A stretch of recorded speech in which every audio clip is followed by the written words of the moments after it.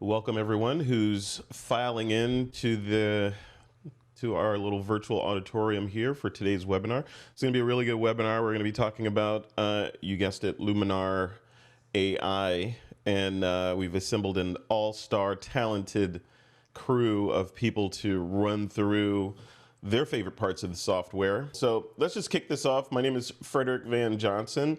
I am a podcast host, a photographer, marketer, that kind of stuff. And I get asked to do these kind of things from time to time, and I'm honored to do them. So I am your host for this particular webinar, which is about Luminar AI. It's a big week for the company. Obviously, they've been working tirelessly for as long as I can remember, honestly, on this software and getting it ready for the world. And it went out this week, and people love it. It's been an overwhelmingly positive response to this software and this new way of thinking about pushing pixels. So, housekeeping on this event. This event is being recorded, don't worry. So we're being recorded. It will be made available a little bit later. You know, I'm not exactly sure, maybe a day or so, maybe quicker than that, after the fact, after we stop recording. There is a Q&A, and because this event is very popular, we're going out to two locations. We're in Zoom, and we're also going out to YouTube, each of which have their own areas for comments. On YouTube, if you're watching there, go ahead and throw your comment in the chat. And we have people over there that are watching that. We'll make sure that we get the question here to ask on air if we're able to get to it. Also within Zoom itself, you'll notice down at the bottom of the window, there's a little Q&A icon. If you have a question, feel free to talk amongst yourselves in the chat. But if you have a question that you want to make sure that we get, put it in the Q&A, because that's where everyone's, and we've got staff here that are answering questions live as we do the webinar, and we'll be picking some of those to ask on the show or to read out loud. So use the Q&A area. That's what it's designed for, but feel free to chat and look to the chat area for quotes and things like that, or for URLs and things like that we'll throw in there from time to time. Insiders.skyloom.com is the community for the Luminar world and aficionados and all that stuff. So make sure you join that. It's at insiders.skyloom.com. Go ahead and join that, become a member, and that's your kind of direct conduit into the folks over at Skyloom to, get your questions answered, feedback, all that stuff. It's a vibrant community of people that just love photography, love image making and content creation over there. So go ahead and make sure you join that. Also, you may recall, you may have gotten an email about the Skyloom Luminar Live event that went that recently happened. Really popular event with a bunch of speakers diving deep into the software. Make sure you go check out those replays if you haven't already. It's free, it's pretty amazing. And the first time I believe Skyloom has done something like that. So definitely go check it out. I think they're pretty excited about how it came about. And then lastly, our crew of talented image makers, their names are on the screen. We got Angela, Jim, Michelle, Nicole, Pete, and Rich is our ringleader here because he knows about all the gears and switches inside the application. So Rich will be able to answer any questions that pop up, and also Rich is going to be tackling some of the more frequently asked questions that have popped up in the insiders community. So we're going to be peppering those in from time to time. So a little bit about flow on this particular event. Because we have so many people and so much stuff to go through, instead of doing the traditional introduction type thing, once Rich, kind of sets the stage, he's going to go up next and kind of set the stage for us. But then we're going to go through and introduce each problem solver, and then let them take you through a particular favorite part of their workflow. And then from that point forward, they'll just kind of rinse and repeat and go through each one. So as we're doing this, feel free to throw your questions in the Q&A. I see a lot of people have done that already. People are active in the chat, throwing messages in there. Remember, if you want us to get to your question, make sure you put it in the Q&A, because chat, we may get to it, but no guarantees. No guarantees in Q&A either, but you have a better chance of us getting to it over there. So, Rich Harrington, I want to throw it over to you, man. This is a big, gigantic milestone week for the company. Yeah. Set the stage. Give us a little bit of background on all the blood, sweat, and tears that went into getting to the point where we are now with Luminar AI. Well, great. We're glad everyone's here. And the purpose of today's event is to solve problems, which is actually the purpose of Luminar AI, to solve problems, to help you get the results you want more quickly, to solve things that are difficult to do, and to inspire you. And that's what the same thing we're going to try to do today. So, just real quickly, there's a couple things I want to get out there so you understand the logic behind Luminar AI. And that is this: powerful doesn't mean complex. I see a lot of people that I interact with, especially those who've been editing photos for a long time, and they'll say, well, why doesn't it do this? I need to be able to make a selection. And I say, why do you need to make a selection? Well, I want to select the highlights and then create a luminosity mask so I can adjust it. And I'm like, have you tried super contrast over in the Pro tab? Oh, I need to make a selection because I want to adjust this color. Have you taken a look at the HSL tool or color harmony? So Luminar's idea is just because it's always been done a particular way doesn't mean it has to be done that way. And so a lot of times we invent tools or come up with workflows that are meant to be faster. So we do very actively listen to what is your problem and what do you need? And then we try to create an innovative way rather than just cloning existing tools that are already out there. So we like to say simply amazing and amazingly simple. That's what we're trying to accomplish. So right now, in case there's any question, Luminar AI runs on Mac OS and Windows. And if you haven't checked them, the system requirements are on the bottom of the product page. They did increase with Luminar AI. So you do need a newer version of Mac OS, and we only support Windows 10 now. So if you're on Windows 7 or 8, it's not supported. We also support Photoshop, Lightroom Classic, not the new Lightroom. Adobe doesn't offer image plugins for that, and Photos for Mac OS. So these are the supported platforms. For those of you wondering about mobile and other things, the company has said that we are actively starting to explore mobile-based workflows. We don't have details on that, but this is what we have today. But we are actively working on that, so I can confirm that, which is good news for many of you. So pretty straightforward. We've told you that this is a brand new product, not an upgrade. Now, some folks are confused by that, and I want to make sure you understand what we mean by that. One is that we completely rebuilt the code base. This makes it faster. We partnered with Intel so that it has been severely optimized so that the machine learning and the artificial intelligence runs so much faster. And unlike some of our competitors, which require you to transfer your images to the cloud for analysis and then they download the results, and it takes between 10 and 30 seconds, our stuff runs in real time on your machine. We update the machine learning and the AI when we push out updates, but we worked very closely with Intel, and you're going to hear more about that so that everybody gets optimization, even if you don't have Intel chips. So a lot of the under the hood had changed, and this includes things like layers and a few things that were purposely removed to allow for the new architecture, which is focusing on speed, batch processing, syncing, templates, and getting things done. But for those who say, oh, well, it's dumbed down, it's not. We've actually added more tools and more individual controls for refinement, as well as easier tools. So we're going to go through today and make sure you know how to get the results that you want. So we always say focus on the result, not the process. Focus on the enjoyment, not complexity. One of the big things is composition AI, which is much more than just a crop tool. So we're going to go through that in depth today so you know how this tool works. And for the portrait side, make sure you take a look at these core tools. Some of you are asking about Bokeh AI. It was announced earlier, although we didn't scream it, that Bokeh AI would be coming as a free update in 2021. So that'll be coming in the early part of next year. We'll let you know as we get closer to it. For the landscape side, a bunch of new tools that we really encourage you to look at. The Atmosphere AI is very much useful, and I think you're going to enjoy that. And Sky AI 2.0 will be a free update early next year that will add the ability for reflections and water displacement so the sky can reflect in the water. But we're going to walk you through Atmosphere today as well, so you really know how to get things done. So those are some of those core things that hopefully make sense. What I want to do really quickly is address two of the FAQs that are the most obvious and burning ones, which is how do I get my software? Because this is one of those things that people often want to know. So I'm going to show you a couple of ways to get your software. First up, go to Skylum's website. In the upper Yep. corner, you'll see My Account. If you are not signed in, sign in.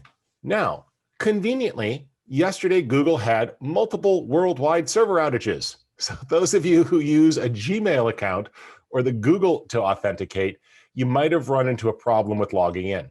Also, we had a heavy load and the server went temporarily down. So when you're logged into your account, you go to My Software and you create the account. Okay. Once you're in My Software, you will see your software. For example, I've been a Skylum customer for a long time. So you could see that I go all the way back to the beginning before I even worked with the company. I own Creative Kit 2016 and other tools. I can still download these and my operating system works. I can run it. Here's another cool thing. If you need more seats, activations, just click Get Seats and it will bring up a dialog and you could purchase additional seats here. So you just enter in your zip code and say to go through. I believe it's $20 a seat. So you could check that out. This is where you download. Now, if you log in and your software is not here, maybe you have an account under one email and you bought on another email. Those of you who know me, I've got like 8 email addresses from different projects that I do and personal stuff. So sometimes I use the wrong email. Right here, you enter that email and click Link My Licenses. If it finds a purchase, it'll pop it up in the system, send you an email that you just click on to confirm, and then it will add it to your library. So I claimed all my Luminar AI licenses last night, including the ones I bought because I wanted to support the product. If you can't find it here, or you're having a hard time logging in here and you're waiting for support, remember, right now on a product launch, support gets a little busy, but we've got 3 people from the support team here today as well to try to help. You can go into the support area, skylum.com/support. Missing your download links, we've got your back. Click download. It will pull it down. It should auto detect your browser as Mac or PC. And there's the installer. Double click the installer, run the installer, you'll be good to go. Now, if you want to install this as a plugin, when you run the installer, it's going to prompt you. Here's the thing. Make sure that you don't have Photoshop or Lightroom Classic or Photos for macOS running when you go to run the installer. Otherwise, the plugin will not install correctly because of a permissions issue. So what you can then do is go to the Luminar AI menu or on the File menu on PC and click Install Plugins, or click right there if you're on a PC. Remember, do not have Photoshop or Lightroom running. Click Uninstall, remove the plugin, then click Install again and install the plugin, and this will up-to-date you. For the few of you who were beta testers, or maybe you got early access through a pre-release version, you were part of the early bird program, you might consider using App Cleaner to cleanly remove any old versions of the software and start fresh with the Gold Master. Okay, that was the boring part, but we talked to you how to get into the art museum. I want to get out of the way now and let Frederick and some of our great artists today share some techniques with you. But I know that this was the #1 burning question, which is how do I get it and how do I install it? I hope this helps. And if you need to, we also have put videos on that inside the user manual. Some of you are like, what user manual? So if you just go to manual.skylum.com or you choose it from the help menu, you will see a comprehensive user manual. There's advice on installing. Here's advice on using it as a plugin. And you will see right there an in-depth video about using it in Photoshop, an in-depth video about using it in Lightroom, an in-depth video about using it for Photos for macOS. So it'll walk you through how to install, how to access it, and how to get things done. All right. Sorry for the boring parts, but I know that that answered a lot of questions for a lot of people. Frederick, why don't we get it off to one of our artists and get things going? I love it. I love it. Hey, Rich, we got to do the vegetables before we can do the dessert, right? So, thank you for that. And let's dive in. I want to put Nicole on the hot seat for this first one. Nicole, whom I've known for a long time. I'm not going to reveal the years, but we've known each other for a long time. Nicole's a professional photographer and published author. She loves photography, and her business and her teaching has grown into sort of an online empire of loyal fans, followers, and friends, I think. And we're going to see some of the stuff that she teaches in her online community. Nicole, before you share, can you what's your URL so people can kind of look at your work, offline? Yeah, the best way to find me is to go to nicolesy.com. It's Nicole SY, so NICOLESY. That's kind of my brand across the internet. So that'll redirect you to my blog. And from there, it's linked out to my online store and all that stuff.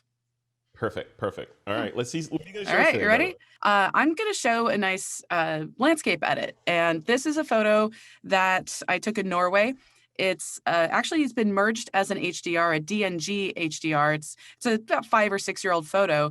And so I wanted to go in and see what I could do to it. You can see it's really dark in the foreground. So I want to balance things out. And there's definitely data there because it is an HDR merge, but it's not, it's all just kind of a base. There's no edits to it. So I'm starting out here in the essentials, and typically the first thing I go to in Luminar is I go into Enhance AI because I want to see what it's going to do. I usually just take the slider, I move it around, and because this is an HDR, it's going to behave a little bit differently. I'm not quite getting the same results I would get because there's just a lot more, it's really dark in that foreground. So I'm just going to hold off on the accent AI slider right now. I'm going to jump over to light because I want to take these shadows and make them a lot brighter. So I'm going to go all the way down to that shadow slider and just move it to the right. I don't want to go too far. I do kind of like to push my sliders pretty far to the right just to get a feel for them to see like what's the maximum amount that it would do. And then I just take it back. So I'm just watching the image as I'm moving the slider, and I think that's a pretty good starting place. And now I feel like I have a good kind of a base image. I'm going to go back to Enhance AI, and I'm going to take that accent slider, and now I'm going to play with it and see what it does. And you can see it's actually helping even more, adding a little bit more brightness and some contrast. So a quick before and after of just that really quick tone adjustment. While I'm inside of the essentials, I'm going to go up to Composition AI. Another new thing here in Luminar AI is this composition button. I like to click it. Every photo I want to crop, I want to just see what it's going to do. So I'm going to click that button. And this actually did a really good job of a good starting place. And that's usually what it is for me. It's a starting place. So then I'm just really making a very slight adjustment here just to kind of bring the sky's kind of empty and blank, which I'm actually going to fix. But that's where I want to start here. And if you're inside of Composition AI, if you need to get out of it, the best way that I find is just to click that tab at the top of that tool, and then it just kind of pops out of it and gets you back to where you want it to go. So now I'm going to jump over to creative, and I'm going to do a few quick things here. First, I'm going to add a sky. So I have a sky selection. I've added some of my own custom skies. And if you want to add your own, you could click this, drag and drop, copy paste. The one I know I want to add here is one of my own skies. This is from a sky collection that I have in my online store. And I'm only going to make a few adjustments. I'm going to just kind of make that haze come back just so it looks a little bit more balanced with the photo, and also increase that sky temperature. And I also want to, you can see that there's a sun kind of, there's a sun. The sun is actually showing in this photo. And I like that, but it doesn't look good right now. I'm going to really intensify that with the sun rays filter. So I'm just going to take that amount slider, move it really far to the right. It's kind of hidden right now because it's like behind the mountains. Click place sun center. And then I'm just going to position that over the existing sun. And now I can really play with the amount slider, drag it to a more appropriate setting. And let's just a quick before and after toggle. And I really feel like this is actually a really good base edit. From here, I might want to maybe add a mood, a LUT. I'm just going to kind of run through this real quickly. I don't want to take up too much time here. Just drop that about. Riverside is one of my favorite LUTs I like to use because it adds a lot of color, and at a really low setting, it adds a nice little pop of color. It's really good. And of course, Mystical. I have to use Mystical in like all my photos. So I'll pop that up real quickly. And I think I'm pretty good with this edit. I might go in, you can always kind of fuss around with your photos, but I was only doing this for maybe 3 minutes or so, and I got this really great edit just using, a lot of those creative tools are a lot of fun, especially the sky and the sun rays worked really well with this photo. So. Yeah, and I feel like it's going to go like that too. Just sort of these sort of quick hits on how to do things, and I think it's good that we're going at this cadence because it shows how fast and responsive the app is. There's some questions and things popping up in here, but Rich, I know you've got some prepared Q&A, some frequently asked Qs that you have the A's to. So why don't Sure. you pepper some of those in, and then we'll transition over to Pete after that. Sure. So first up, people were asking about how do I load textures? How do I load LUTs? How do I load skies? So I'm going to show that really quick. But as a bonus, I'm going to give you access for 48 hours for those of you watching this to 12 packs of LUTs for the color mood tool, 1 pack of skies, and 2 packs of textures, including a pack of textures that hasn't been seen forever, and a vintage pack of textures from our old tonality product for those of you who've been longtime customers who might have missed those. I dug them out of the archives. So I'm going to show you a little bit of that. So as far as pulling stuff down and resources, want you just to know how to get this stuff. You can go ahead and pull those down at bit.ly/AI bonus. So it's a Dropbox link. Download them to your machine. Do not do that and leave them synced to Dropbox. I'm only going to leave that up there for 48 hours, but that's bit.ly/AI bonus. And there's a bunch of LUTs there that you're free to use, a couple of skies, and some textures. So you can pull that down. I'll be leaving that up for the next 48 hours. So thank you for those of you who are here today watching this live. So hopefully that helps. Also, if you need to answer some of these FAQs, we have a private YouTube playlist that'll be moving public a little bit later. That shortcut is bit.ly/LAI/FAQ. If you need to repeat and watch some of these short tutorials on specific workflows. So I hope that helps. And take a look at that. And then, of course, the manual.skylum.com are also under the help menu. Okay, let's tackle, though, how to work with some of those layered objects and get that out of the way. So what we'll do here is click the Add button, and this was accessed under the local masking area. And I could choose Texture. It will add it. You choose Load Texture, and then just navigate to one of those downloaded textures or one that you have. It will automatically add it to the screen. You could adjust its opacity. What you really want to do is go under Advanced Settings and adjust that with a blending mode like Soft Light or others.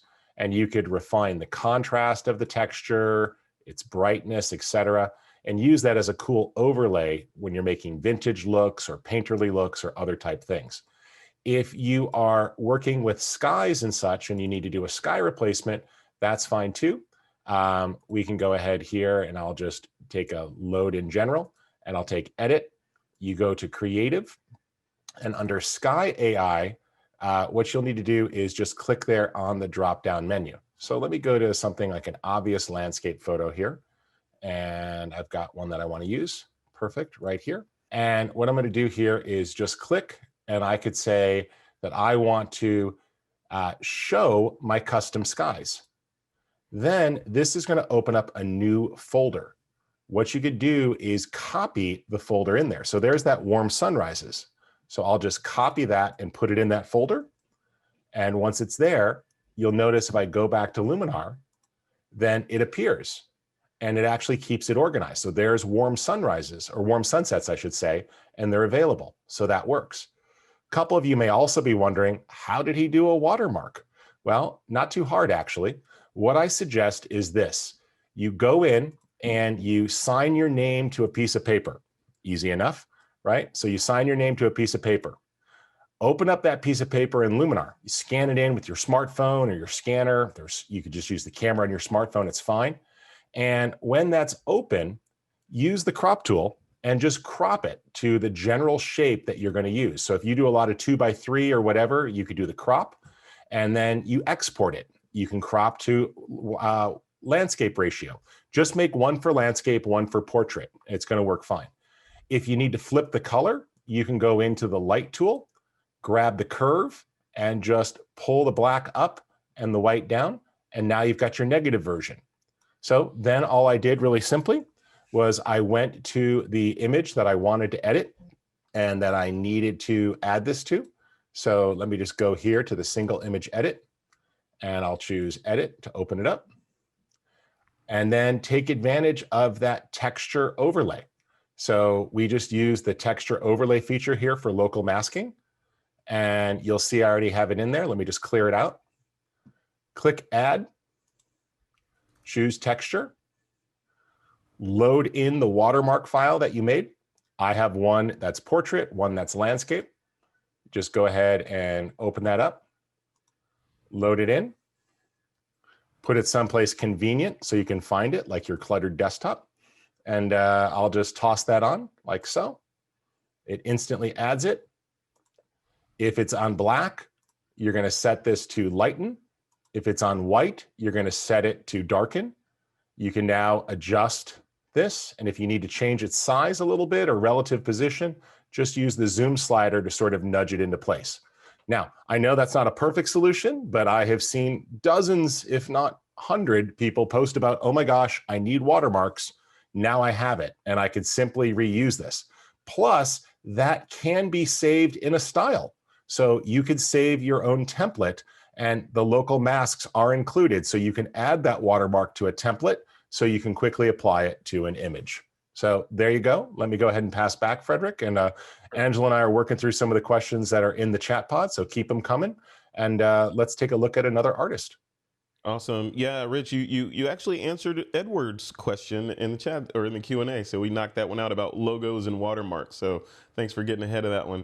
And before we move on to Pete, can you reiterate, because there's been a bunch of questions in the Q&A and the chat about installation issues and the Google thing that you talked about before. Sure. For the folks that are just joining, can you go over that again? Sure. First up, go to manual.skylum.com. And in the introductory chapters, there's a video about installing, and there's also a video about using it as plugins. If you're having any issues, go to skylum.com/support, and you'll find a download link where you can manually download the product. Other than that, just rewatch the video or requeue this video up, and you'll see the ability of how to access your Skylum account and activate. So it's all in there. I've pre-recorded a video, and it's right there in the user manual, manual.skylum.com, right at the top. And skylum.com/support will give you a direct link to access the download, even if you are not logged into your account. That will then give you a 7-day trial. So while you're waiting for support to get back to you, you can still use the software. There's no restrictions on the software for those 7 days. So that way you're up and running while you're waiting for your support ticket to get addressed or for Google to get their servers working again. Okay. Perfect. All right. I'm sure we'll have to say that again before the end, but I'm sure it'll come up a few times. And I see a couple of people saying, why haven't you answered my question? We're trying to answer as many of them as we can right now, folks. So there's a lot of questions in here. We're going to get through as many of them as we can. Yeah, they're flowing through. All right. Well, thanks, Rich. Let's move on. Pete, you're up next. Pete is a Belgian freelance photographer. He's an author and a trainer. We're going to get a look at some of his workflow. So, Pete, go ahead and take us into your screen and show us how you use the software. Okay, cool. So, well, I do a lot of travel photography, but I also occasionally I like urbex stuff. So shooting, preferably dancers and ballerinas in these abandoned locations. And so this is one of those shots. I also like to use flash a lot, as you might be able to tell from the tip of the softbox that is still in the frame here. But anyway, so this is a shot I did a while back. And so obviously there's some issues with it, and Luminar helped me address those. So I'm going to go into the edit section. And first of all, let's try composition AI, which I really like. It's one of the new features in Luminar AI. And I think, look at how it really, it's very well trained in the rule of thirds, I'd say, because it really puts the face of my subject smack dab on the rule of thirds. Now, I chose to keep the original ratio. I could also give it more leeway, and then probably it would leave a little bit more space at the feet here. So I can still tweak this a little bit if I want to. And then I can obviously also use these perspective controls here to get these verticals a little bit more straight. And if that doesn't do the job, I can switch to the image 3D transform tool, which I also like, and which really lets me adjust the perspective the way I want to. Because what I found is, and that is not really an objection, but sometimes the AI tools, they don't really correct perspective 100%, and that's just because often it looks better optically when it is not corrected at 100%. But in this case, I really want to have them completely straight. Then obviously, if one of the problems still in the image, as you saw, is the fact that there is this bright hotspot, even if I was using a grid on my flash, because it was so close to the wall, it still got too much light. So I can address that with the new local masking tool. So I'm gonna add a basic adjustment, and I'm simply gonna decrease my exposure. Well, I could do both, I guess. And I could paint this in, but it's actually easier. I always choose the path of least resistance to use a graduated or a gradient mask in this case. And I'll simply drag a gradient like this, and I've cleaned that up in a heartbeat, basically. Now, there's another tool I love, which is the mood tool, which is the old LUTs. So I really like how you can interactively see the effect of a LUT, and also like I'm a fan of the Long Beach one, and how you can change its amount and even its saturation.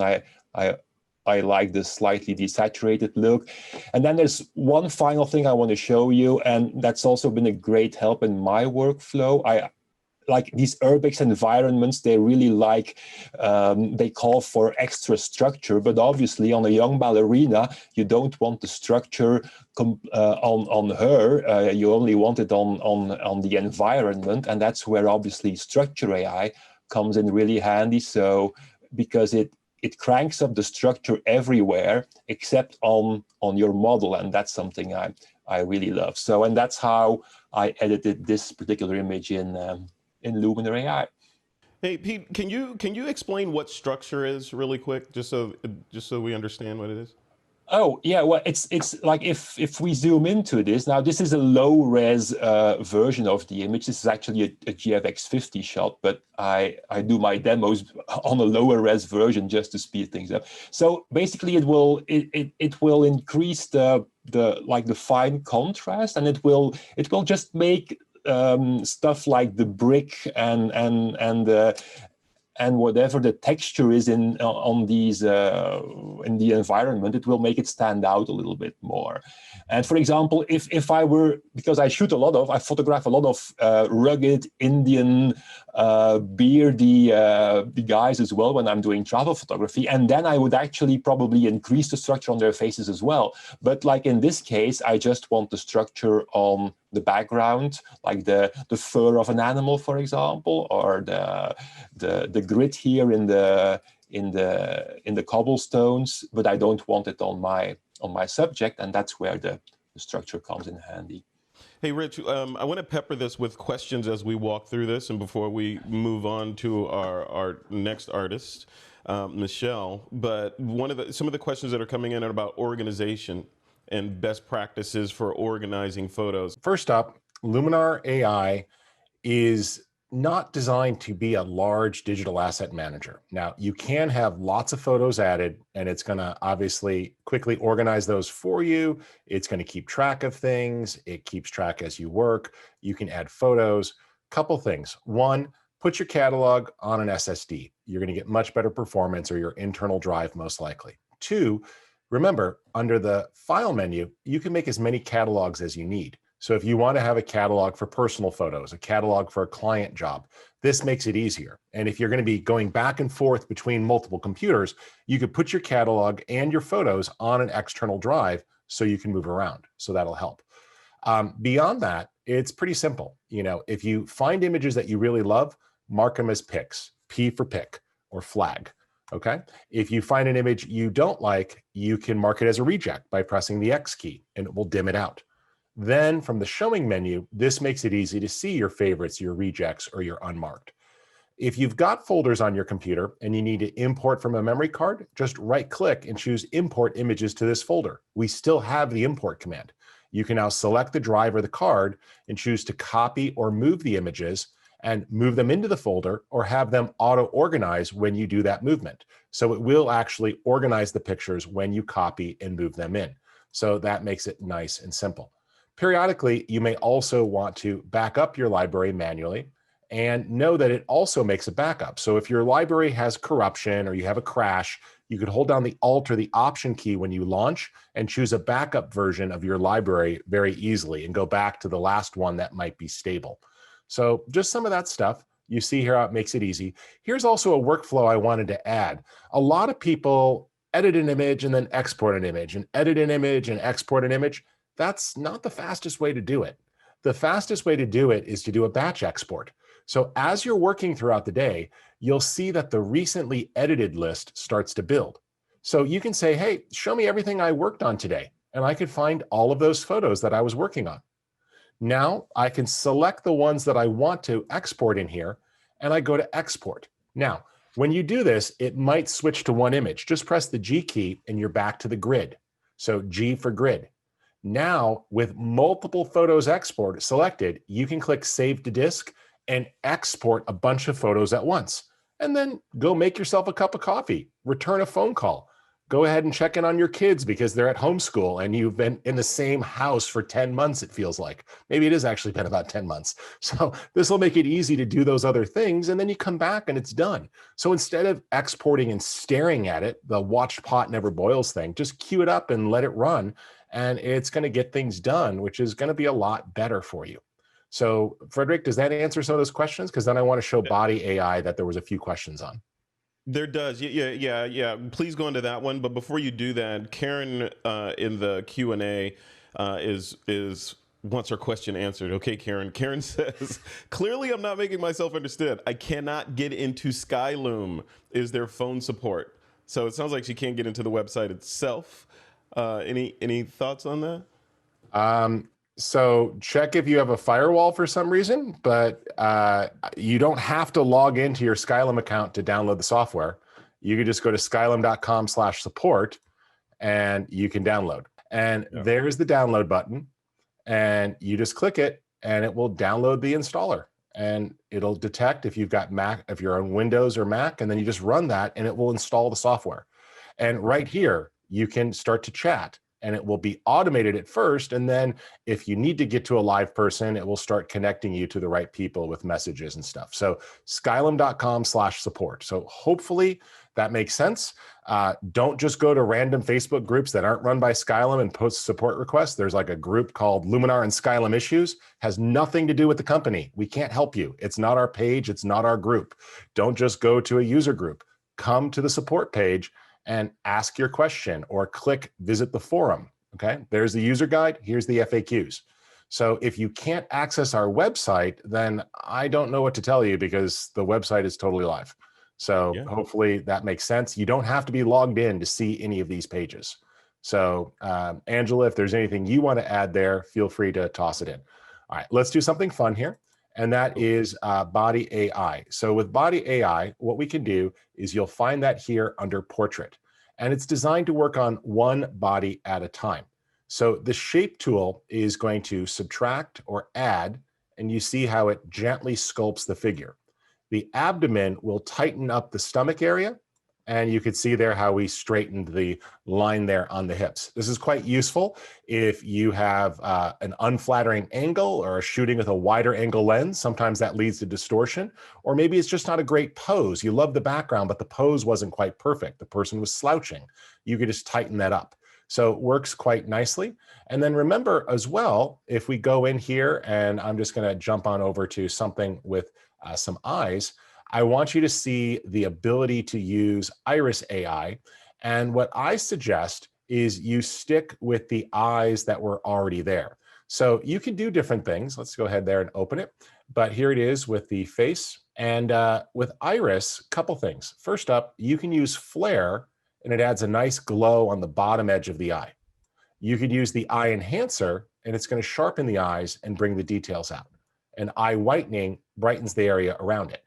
But you can layer in the same color eye that was already there, like brown, and then just take this visibility way down. At a low value, it's very nice to just pop the irises and bring them to life.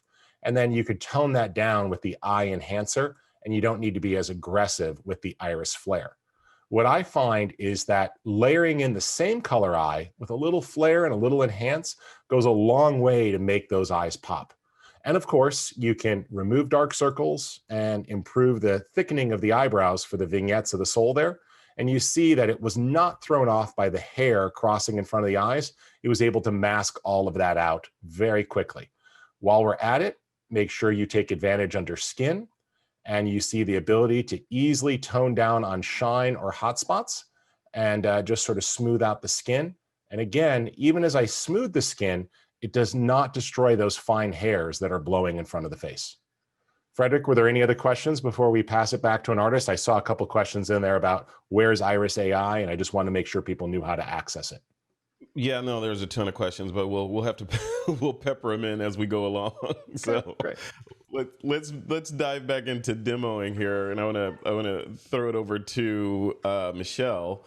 Michelle, are you ready to show some of your secret sauce techniques? I'm ready. All And right, go ahead. let me share my screen.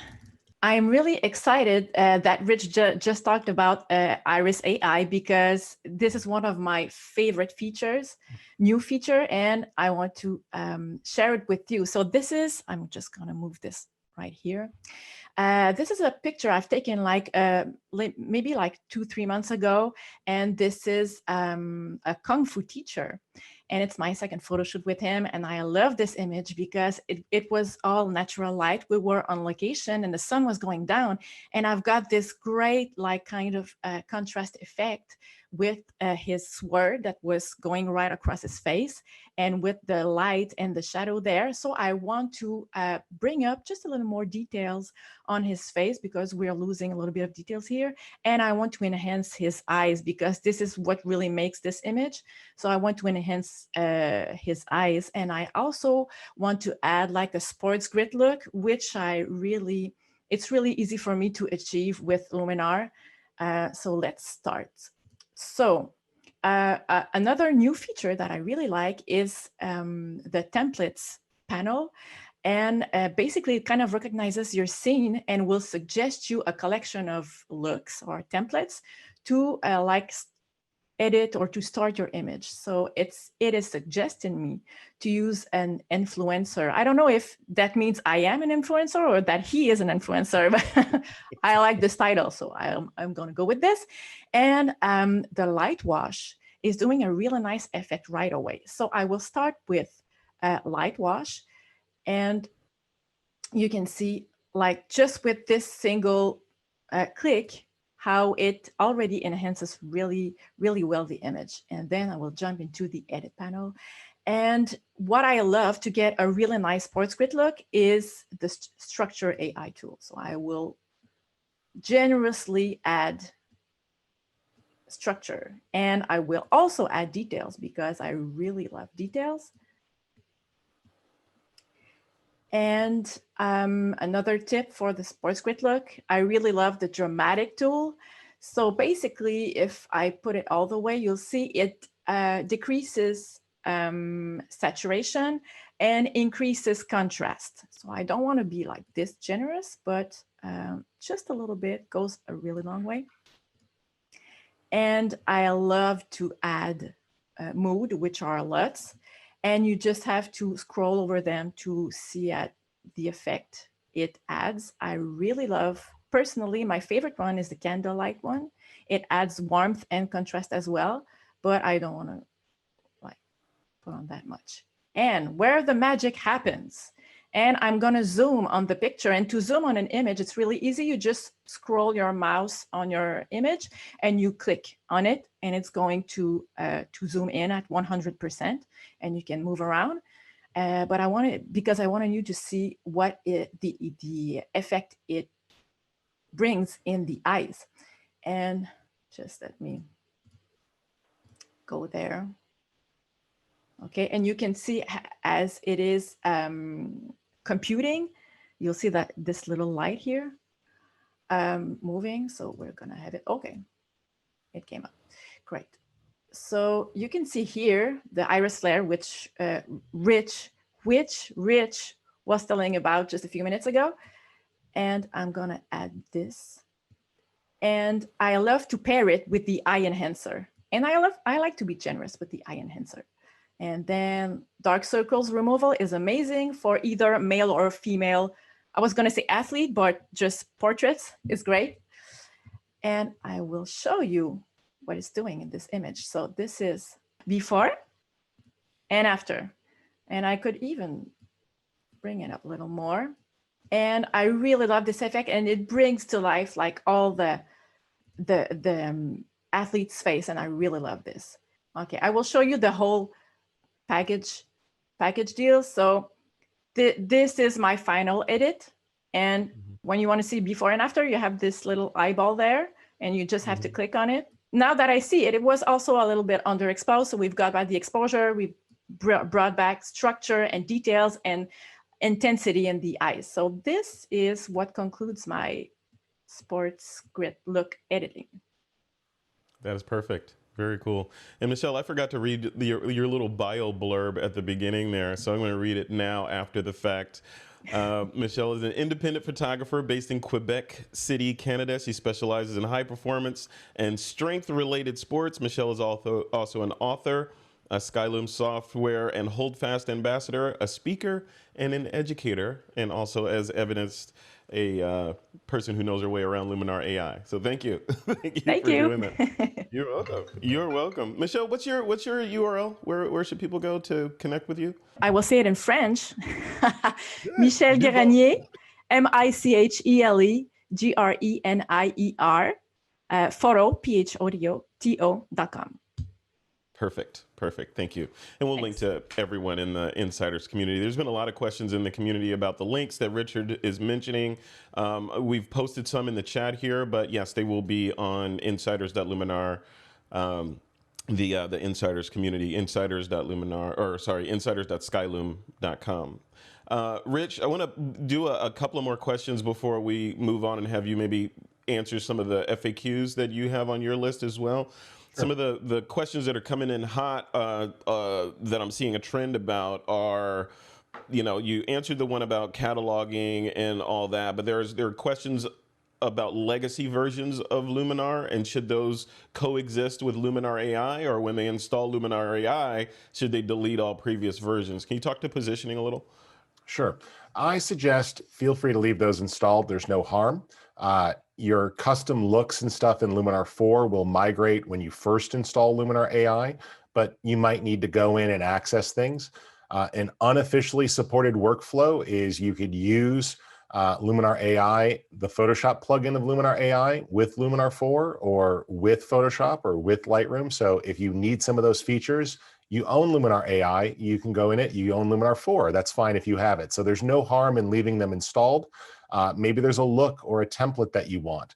So not a big deal, or you want to go back and check some work. So these days, the amount of space that it takes up on your hard drive is pretty minimal, so I wouldn't worry about it.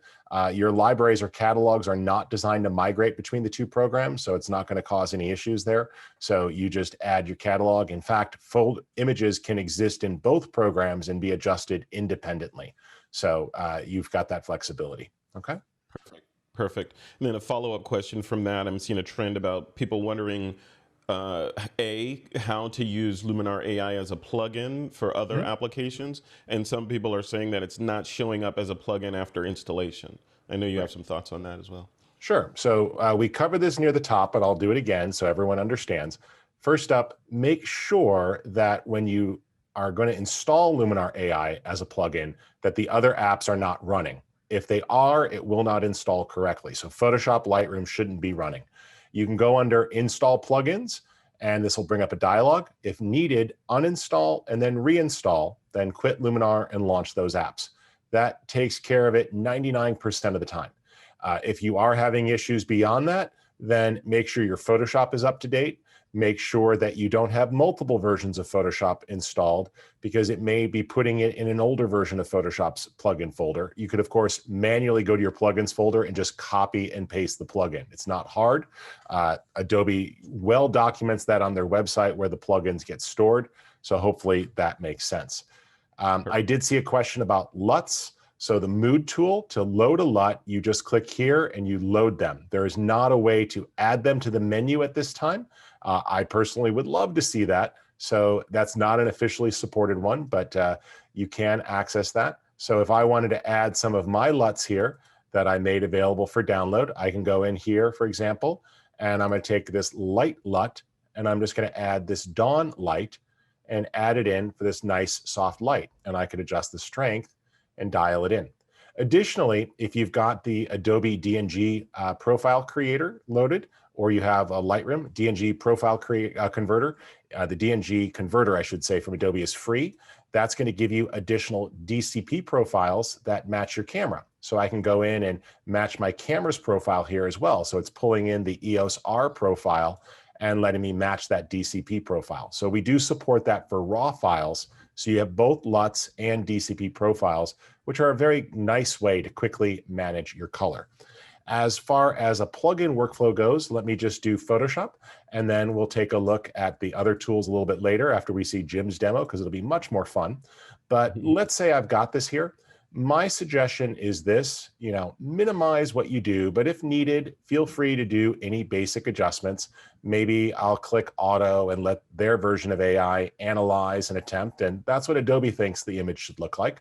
If you want, you can click right down here and open this up as a 16-bit file. Don't dumb your raw files down to 8-bit, because most of your cameras are shooting in 10, 12, or 14-bit, and if you open them up in 8 bits in Photoshop, you're throwing away image quality. So make sure you click there and set your raw files to open up as 16-bit.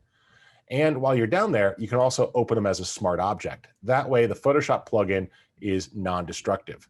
You can open that up. It's going to send it in, and you'll see the file opens in Photoshop. Choose Filter, Skylum Software, Luminar AI, and it will analyze the image and hand it off to Luminar AI. Give it just a second. It has to generate a file under the hood, and then that window opens. Now, if you've got a bunch of other things open, like I do here, and I've got some things full screen, you may have to manually switch to it. There, it did it on its own. I didn't need to, but sometimes people have their apps full screen and their computer doesn't intelligently switch between apps. So check your dock or taskbar. The For This Photo analyzes the image and makes suggestions. That's how that works. It's able to recognize 7,000 items in pictures and make recommended suggestions. So there's dark and rich, there's deep focus. You see really simple, easy ways to bring that to life.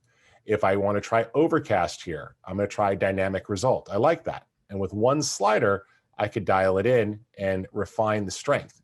But to finish this, I click on edit, because templates are just starting points. Add a little bit of intelligent structure in the boost. Great tip from Michelle there. Click to zoom to 100% and use the details tool so you can really control the fine details there. I'm going to add a lot of medium details to really bring out the rocks. Put a little denoise in just to clean that up. Don't be afraid of the advanced settings. I hear people say all the time, I'm cranking this and it's not doing anything. Open up advanced settings, move the boost. You want to see what you've done to an image? Click on history and you can see all your edits. It's all stored right there. If you decide you want to give it another creative look, I love Pete's tip. Go to mood and you can roll over here and try these. Load those custom LUTs and use some of the ones that we just gave you. For example, I'm going to come in and load in this walk in a field, this nice light one, and it brings out this gentle light that I like, a little bit of saturation. Let's just zoom back out. I like it. You want to put a graduated adjustment? No problem. It's under local masking, and you could add a basic adjustment. And so now if I want to put a little knockdown on the bottom of the frame, I'll go with the gradient mask and just click and drag. And what I can do is just pull the exposure down a little bit on the foreground and warm it up. And this is going to guide your eye upward in the frame. I could also add another one and drag from the top. So I could just click and add another one of those, or go in and bring out a little bit more. Maybe I want to emphasize those rocks. Well, I can now add a radial mask and put it right there on the rocks. Just extend that over a little bit and then position that where I need it. If you want to see it, you can click on the menu and choose Show Mask to see where it's at. And that lets you see it. Oh, I reversed it, no big deal. Invert, and now it's just the rocks. So that makes it easy to check your work. And we could add a little bit of structure and contrast there to pop those rocks. So when I'm all done, just exit that tool, go back here to any of the other tools you'll see apply, and it sends it back to Photoshop. And when you do that, it returns it to the Photoshop layer. It's totally editable if you ever need to work with it again. And it's saved as a smart object. So you could just double click on the Photoshop layer to resume. So it does the process, in this case, doing all of those different adjustments under the hood with the layering. And if I return to Photoshop here, you'll see that it's going to hand off those results and the smart object here will update. So that's the gist of it, of how it works. Just give that a second there and you can see the progress, and there it's handed off. And if you realize that it's a little too much, double click and you're right back inside of Luminar AI where you could tweak it. And one of my favorite things in Luminar AI is what I call the overdid it slider. Sometimes when you're editing, you just go a little too far. In the bottom right corner, you've got a simple slider that allows you to back things off. So you could just move that one slider here, and you'll see when I open up the smart object, it's going to restore my edit. So there's everything that I did. That's great. With one slider here, I could back that off and blend in the original. So most of the time I end up going to 50 or 60% and I reapply it and it updates. So it's so easy as you edit to overdo the processing. This lets you back that off just a little bit. Awesome. Thanks, Rich. So be prepared, Rich. I think I saw a couple of questions in the chat or the Q&A about body AI and positioning on that. So after Jim, we'll come back to you for a little body AI training. Jim Nix, you're up next. Jim's a travel photographer, a YouTuber based in Austin, Texas. His photographic interests include cityscapes and intimate street photographs. This man knows a lot about training, a lot about photography, and we're going to see some of his tricks today. Jim, you ready to show us your stuff? Sure am, thanks. Can you hear me okay? Yeah, excellent. Okie doke. Let me share my screen. So this is just a architectural shot, and if you're like me, you've got a lot of photos you've taken with wide angle lenses over the years. I really like the wide view of things, especially in cities. And one of the best parts for me is composition AI and fixing the verticals, and I'm going to do that. However, I'm also going to apply a template. So just note that if you go into edit and make some edits and then go apply a template, if the template doesn't already include those edits, it's going to start you back at ground zero and apply the template. So I'm going to start in templates, and I'm also really enjoying that. Despite being someone that loves to move sliders around, I'm finding a lot of fun with these templates, and the suggestions are working really well for me. So I'm going to start here. For this photo is the AI recommendation engine where they're making suggestions. I'm going to go into big screen and I'm going to get cold frame. And the reason I got this is because it's a little bit desaturated, a little bit cooler overall. And that's kind of the look I'm going for, a little bit of grit, a little bit of desaturation, despite the fact that I do love my big colors. So there it is. Now I'm on the edit tab and I'm going to go to composition AI as I stated. So this tool right here, which Pete also used, works fantastic as you saw in his photo, but I click on that and you can see how the verticals have now just been fixed for me, which is just super fantastic, to be honest. The other thing I enjoy doing is cropping my photos. So I'm gonna go ahead and make that a 16:9 and I'm really done. So I've now got a template applied. I've fixed the verticals and the crop. And if I wasn't talking, that would have been about 5 seconds of work. So it's another one of the things I'm loving about Luminar AI. It's letting me quickly get in and edit and do what I want to do. So the template having been applied, every tool that has a dot next to it has been used. Now I just did composition AI, so that came in because of me, but light, enhance, color. And you can see over here, there's some stuff on the creative tab and then also on the pro tab. As Rich mentioned earlier, super contrast is really powerful and it was applied here, but I'm actually going to use it a little bit more and I need to look at my notes, but I'm going to take the highlights contrast much higher and that's just going to give me a little bit darker sky because again, I'm going for a little bit desaturated, a little bit moody look and I wanted to pull that up and then I'm also going to pull up midtones contrast to something about like that. And so I'm liking that so far, but there's a few things I want to do. And from a workflow standpoint, I will often follow the flow of starting on essentials and kind of going through and then go tab to tab.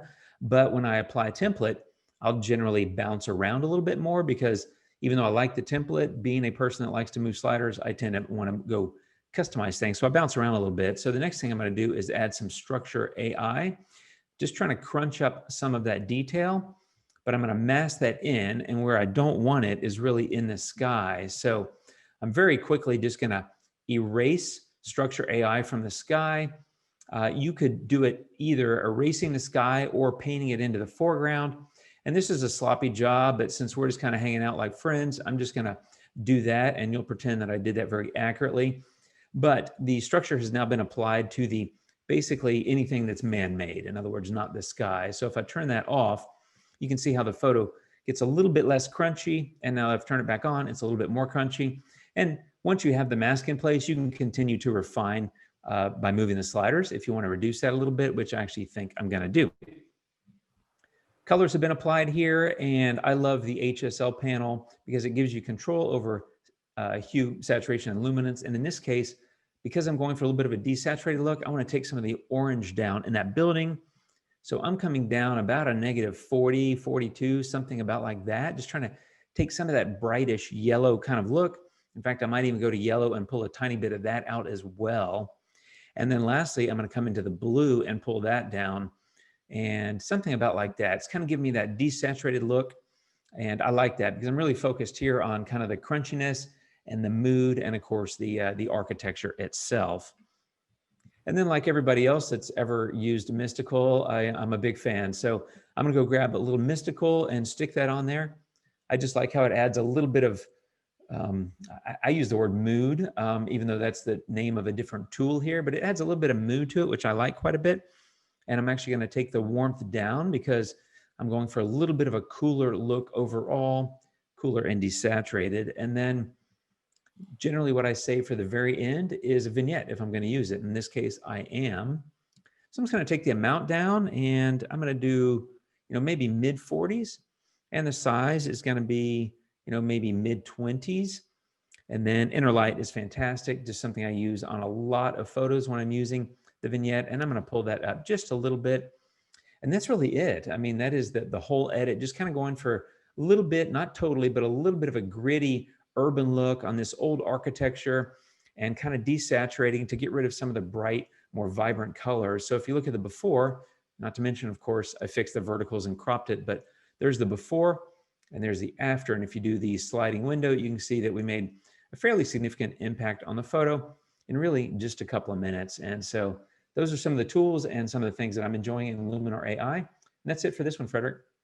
That's awesome, man. Very, very cool. Hey, one of the questions that popped up while you were doing that demo is, to the extent you can answer this, some people are asking, or one person was asking, what exactly does Mystical do? This is from Marie in the Q&A. Do you have any insight other than it sprinkles unicorn dust on the image? Well, God, you stole my line. Yeah, it's unicorn dust.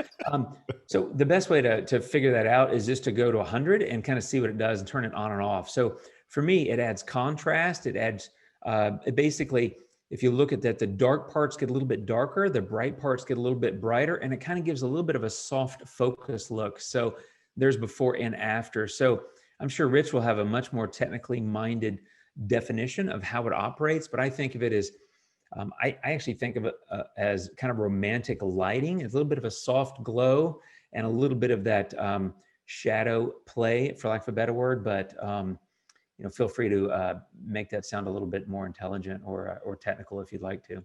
But that's how I use it. Unicorn dust, man. That's it. Unicorn dust. I'm good with that. Thanks. Awesome, Jim. Thank you. Rich, you wanna show us a couple more FAQs before we move on to Angela and seeing her demos there? So I see a couple of questions in there about some of the more boring stuff of licenses and activations. So let's cover that.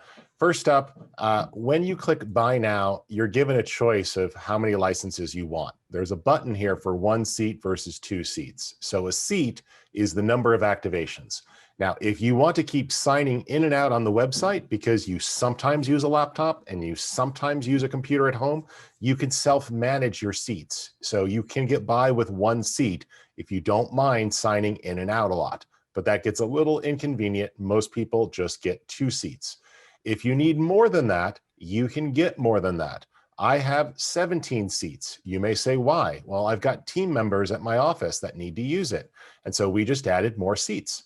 So under my software, what I can do is add additional seats at $20 a seat. You just click Get Seats and you can get more activations, and you just enter in your zip code in your country. And when you click Continue, it will tell you that it's $20, and you could buy up to 25 more of those, or you could even say Other, And I believe the technical limit is 100 seats, but you could go back in and do multiple purchases, and you can add those if you really needed 100 copies of Luminar AI.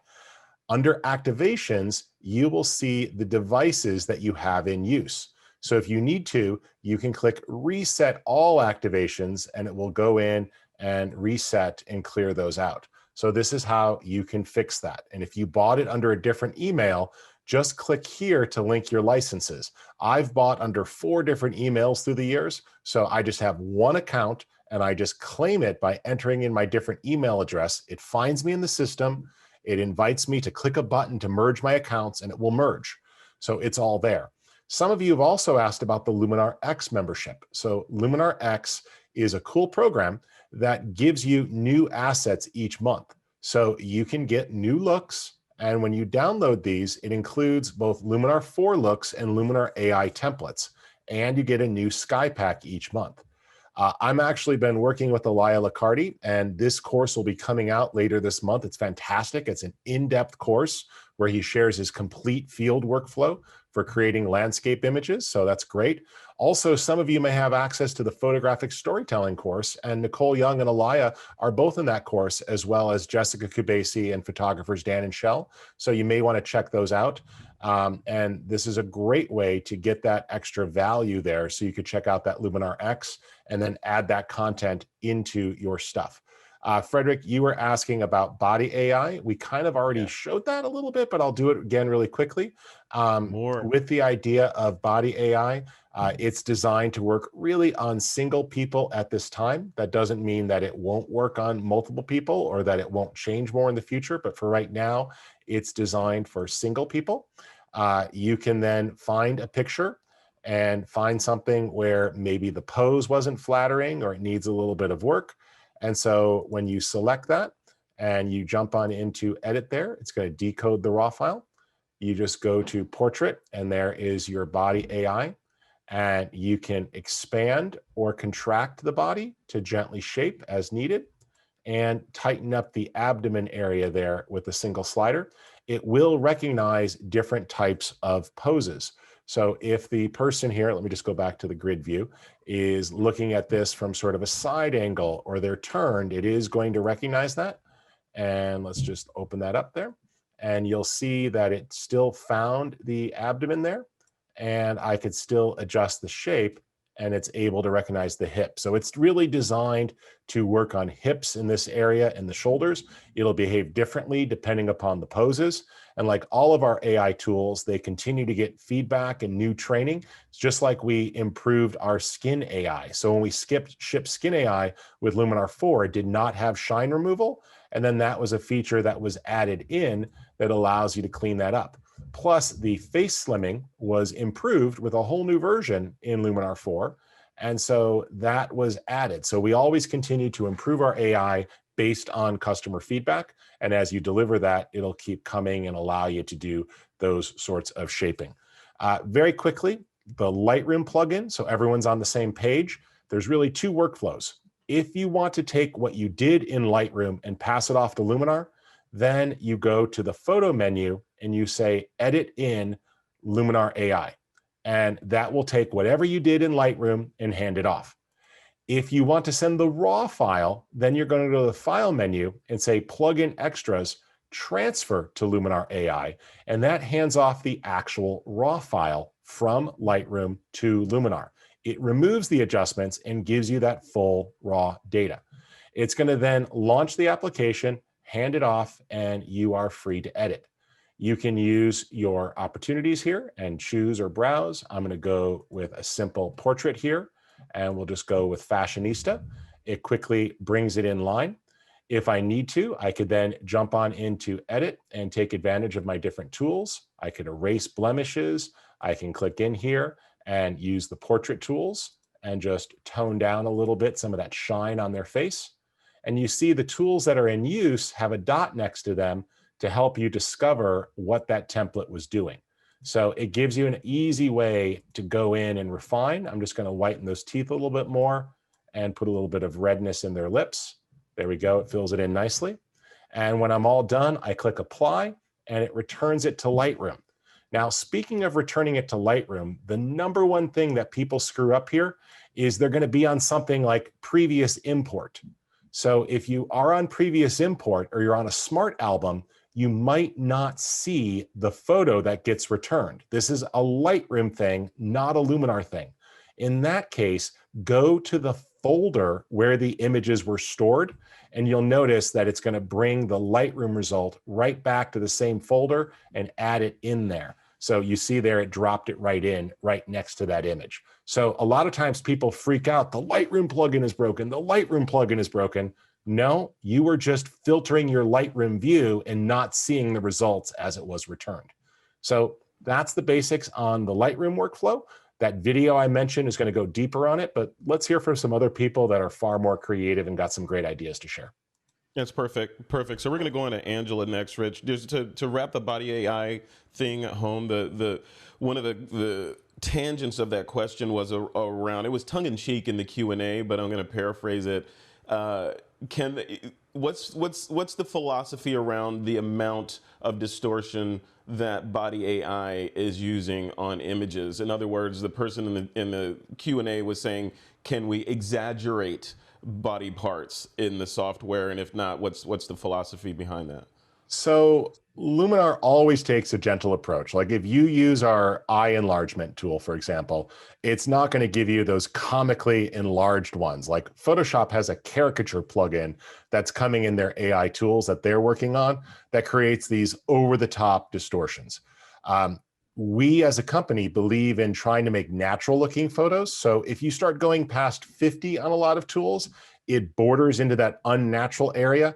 But even results of 100 will often look natural to many people. So we try to not go too far. If you really, really, really want to overdo something, you can always process an image, export it, re-import it, process it again, and you can keep doing multiple passes like that. Some people do a similar workflow in Lightroom where they do multi-pass editing.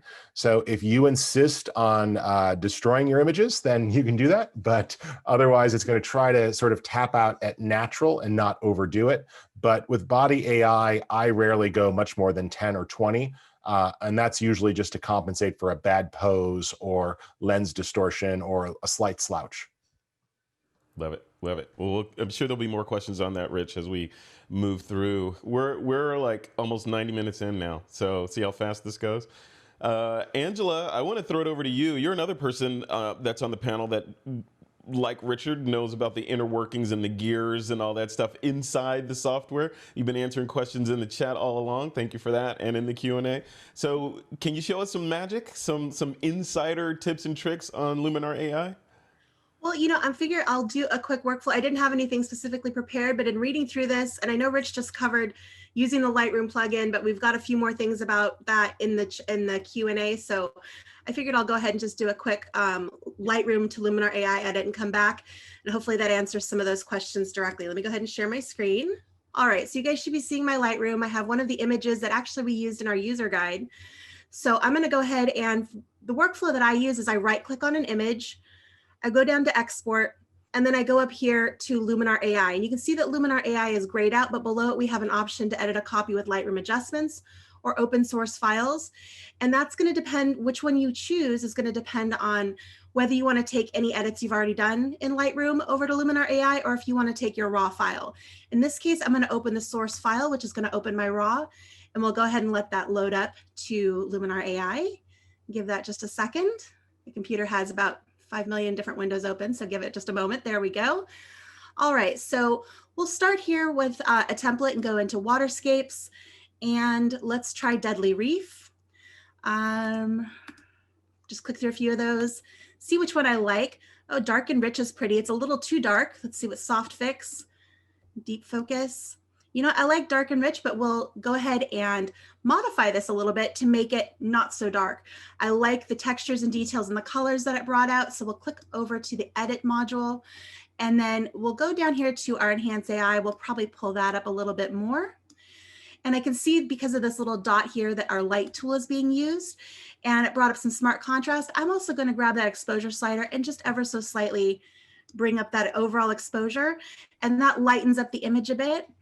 I might also use a touch of structure. Now, I'm going to use this with a very light touch because I don't want to make the water here in the foreground look crunchy. It's already has some noise reduction. It's already used our color tools. Let's see what that does. I can turn that off and turn that back on. You can see that it actually brought the vibrance down quite a bit. I might back that off a little bit and bring back some of that color. Let's see what else we've got in use here. We can go over to our creative tools. I'm also a big fan of mystical, so we can bring that up a bit. I like what that's doing right there. And I like to go down to colorize as well and use this warmth slider, and this warms up the glow that's created by the mystical. So we can go ahead and bring that up as well. And you'll see that just makes that horizon line, those pinks and yellows, come alive a little bit more.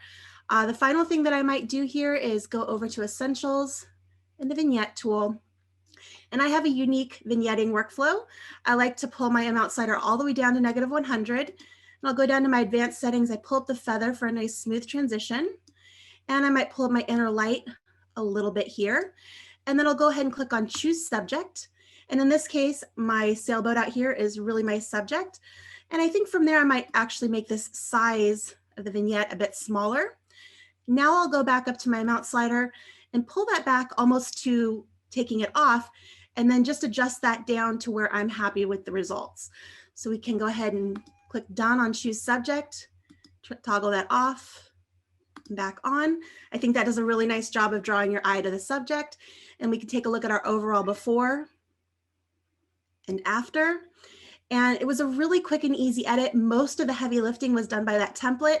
All I did was go in and refine a few things that I didn't like and that I thought could be improved. From there, we can go ahead and click apply, and that'll round trip it right back to Lightroom and put it next to my original in the library. And it comes back as a TIFF. Now, one person did ask, how do you go back and see those changes you made in Luminar AI from Lightroom? The short answer is that you can't. When you bring it back as a TIFF from Luminar AI back to Lightroom, all of your changes are locked into that file in that TIFF. If you want to go back and be able to see some of those changes, I recommend making use of the Smart Object workflow within Photoshop. So from there, you can go ahead and right click on your image and go to edit in. If you go down to the bottom, you have this option to open as a smart object in Photoshop, and that'll get you started. And then you can use that smart object workflow directly from Photoshop. So hopefully and you don't that's have to know helpful. anything about Photoshop other than the picture opened, filter, Skylum software, Luminar AI, do what you want, close, save, and then it goes back. And then when you're in Lightroom the next time and you want to go back and edit the smart object, you just right click on it and say edit in Photoshop, not open a smart object again. And it'll open it up and everything's live. It's a beautiful workflow. And for most of you, if you are using Lightroom, you get Photoshop in the box. So I know Pete has a lot of great training on those workflows as well, as does Nicole. Before I go, why don't we let another artist show a cool technique, and then we're just pouncing through questions here in the Q&A. So maybe we can go around the horn again with 2 more techniques, and then I'll do a couple more boring Q&As. Not that they're not useful, they're just not as much fun as watching cool inspiration. Yeah, well, speaking of cool inspiration, Nicole S. Young, you wanna go again and show us some more magic? Yeah. This was a few months ago, so it was nice and warm when we did this photo shoot. I actually did this as one of the photos I did as a series for Luminar for Skylum, and there's going to be a course out about some of this and some of the other photos. So this I class think Rich kind of actually mentioned came out yesterday, Nicole. So Oh, this one is well, out. there So we go. those who have the photographic storytelling class, this is one of the featured stories. And now I want ice cream. It was good too. And this was LJ, and he was so great. He had so much fun. He was like eating ice cream on command and just like went right into it. So I wanted to show a few different things here. I'm going to start out, as I always do, just to add a quick enhance AI, because it always makes me happy to see a photo with a little bit better lighting. So I'm just going to move that up there. But one of the things I really want to show here is I want to go into the structure and kind of increase and intensify the, what's going on here, because this obviously is the focus of the photograph. This was photographed with a very shallow depth of field. I can actually go over to my catalog. Let me double click this. So now I'm in the catalog view, and I just double click that image to bring it up into full screen. And down in the bottom right, if you don't see it, click on this little eye on the right and you'll actually see more of the information. Oops, I clicked it twice, about your photo. So you can see that I photographed this at f1.2 with a 56mm lens on a Fujifilm X-T3 camera. So I'm very shallow depth of field. And if I zoom in, this is my focus point right here, this little part of the ice cream, along with some of his finger, and the rest of it is just, it just kind of blurs and blurs away. So I'm gonna go back over to edit. And I'm going to go into Structure AI, and I'm just going to go ahead and take that amount slider and just move it to the right. Now, it does a good job of kind of focusing on the area I want, but sometimes you're going to have a photo where it's going to apply the effect to the entire image, and you might want to make sure that you really focus it on one particular area. Like you want to really just kind of have that control. So let me toggle this off and on. You can see it doesn't look bad, but I really want to make sure that ice cream is standing out. So I'm going to click this little icon here on the right, in between, you know, like it's just a little masking icon basically. And as soon as I do that, it pops up by default to paint a mask. If I hover over my image, I have a plus icon. You can change your brush size by using the left and right bracket keys. And then you can just brush over, and what you brush is what is being applied. So this is actually applying the effect to that area. So now if I toggle that off and on, if you watch the ice cream, it's popping in, that structure is really showing it and really making it come clear. Now, I did see someone, I think I saw a question in the Q&A or in the chat, and someone was asking about the masks. I wanted to show that you can copy your mask. So let's say I have a really great mask here. I want to quickly add it to a different tool. I just right click on those little 3 dots there and select copy. And now, just for demonstration purposes, I'll jump down to black and white, and I already have the paint mask. So I'll click that, unclick that. So we're kind of back to reset. If I convert this to black and white, and then I go into the mask settings, I can click those options again and go down to paste. And now I have that same mask applied quickly to this setting. And I don't want this tool. This looks kind of funny. We want to see color in our ice cream. So I'll remove that. But I wanted to show that as an example because I think somebody asked about that. Let's see, there were a few other things that I'll try to be kind of quick here. If I go over to the professional tab, one of the tools I'm like really falling in love with is in the color harmony tool, and it's the color contrast. This does some really wonderful things and kind of things that you don't. One of the things I really like about Luminar is I like to kind of move sliders around because it helps kind of inspire me and gives me good ideas on things I might not have thought of for my photos. So you can see as I move this to the right, I'm not going to go that far with it, but you can see that it's adding like contrast to the color, and it's just kind of enhancing it, but not in a way that it's a little different than like saturation. You can also fine tune that amount, that contrast, where it's actually pulling the contrast from. I usually find that at the far left, it pretty much does a good job. And that might just be with the style of my photography. Maybe the colors I'm choosing just happen to fall in that spectrum. But let me toggle this off and on. You know, and I've really only added 3 little sliders to this, and I'm pretty much have a finished image here. Of course, I always like to do more with my photos, but I have a really good starting place.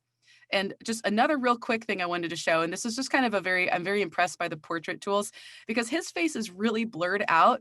But if I go into the face AI, it's still finding his face. So I could still play around with the settings if I wanted to, or maybe I could maybe make his eyebrows a little bit darker. And that's kind of a subtle effect there, but it is making a change. I just thought that was really neat. And I wanted to share that even though he is very blurred in the background, the AI is actually still like recognizing him in the background as a person. So let's see if I had anything else I wanted to show here. Oh, I do actually want to show something. I wanted to share how to make a template because I'm not sure, it may have been covered, but I wanted to just kind of review it real quickly. So let's say I had all my settings here as I like, and I wanted to save this for future use. I can go down to the bottom right here, click on this little drop down and select save. Now this is going to save everything that I've done, but it's not going to save the mask. So that mask is not going to be applied to other photos. And once I've saved it, if I go up to templates on the top, and I'm in it's usually going to default to this little top one. So it's the standard template section. If you scroll down or just go into the My Collection setting and then go to User Templates, that new template that I just created, and it actually pulls the thumbnail from the photo that I created the template on. So I could rename this and maybe call this Ice Cream with LJ. And And there I have a nice template that I can apply to other photos. So And if you need to, you can click those three dots, Nicole, and reveal it in yeah, the Finder. And if you needed to move it from machine to machine, you just go up a level and you can copy that folder and oops, move it around. So it's you not can showing in my actually move Finder. them from system to system if you guys need to. Cool. Yeah, it's not Yep. showing in my Finder. I'm full screened and Yep, I'm no on two problem. screens. So yeah, It's back there. So yeah, it's there. can I show Very something cool. really quick, Frederick, and then we'll Yeah. go to the other demos for our other three guests? Yeah, absolutely. Absolutely. Go for it. So a question came up about adding custom looks. So if you download looks, for example, I'm going to download these from my Luminar X membership. If you open those up, what you'll see is that inside is a zip file. Just open up the one that says Luminar AI zip. So it's open and the extension is .ltc. So then what I could do is inside of Luminar AI, I go to my templates here and I just come over and I see purchased. And this is where I'd already added them. But if I hadn't, I would just click the add button here, navigate to that downloaded file that I just pulled down, and just select that LTC one. And what it's going to do then is bring that into your system and it would import it. So you just would select it and then it's added here like these other ones. Now, people also asked about photos for Mac OS. So you just would go to your system preferences and choose extensions and select photo extensions here and make sure that Luminar AI is selected. Now what happens is you can go into photos for Mac OS and I can quickly edit this portrait. So it's the same sort of workflow. And even if you're not using photos for Mac OS, you're still going to learn a couple of tools here. So don't tune out. Just click edit. And I would always suggest if there's a raw file available, use the raw file. It's going to give you better quality. And that's going to hand that off to Luminar. Luminar is going to open in a new window. Now, if you've got a bunch of other things running, like you've got a bunch of other instances of Luminar, you might want to close one of those just so it's happy. It really only likes to have Luminar running in one window, but that will hand it off. And then you are able to do that. So let's just go ahead and invoke that. And that will do the handoff to Luminar AI. And then what we can do is go in, make our changes, and when we're done, hand it back. So you see it opens into this new window, decodes it, and recognizes the picture. So I can go ahead and take advantage of this. What I want to do here is use those templates I just loaded. So there's purchased, and you see they're available here too. So I could just click, and I'll do this nice vintage look, and I could dial that in. I like it. I'm just going to go a little less strong. And then I'll jump into edit here and I could take advantage of things like the portrait tools.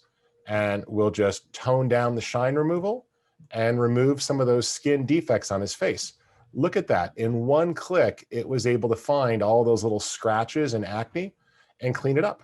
And if there's a mole that I don't want, I can still go in there and just erase those with the erase tool. But it did a great job there of cleaning up those blemishes. So if I want to, I could layer in the face. And a lot of people don't think about using atmosphere on a portrait, but it's actually great for this. So I'll just put the irises in there with a little flare and a little enhance. And then I'm going to zoom back out and you're going to see that we could use atmosphere from the creative section. So there's atmosphere. And the amount is going to start to wrap it around the object. And notice in this case, I'm using it to sort of de-emphasize the background. And I could adjust the depth and it rolls forward along the 3D axis. So this allows me to just tone down my background a little bit and put the emphasis on the subject.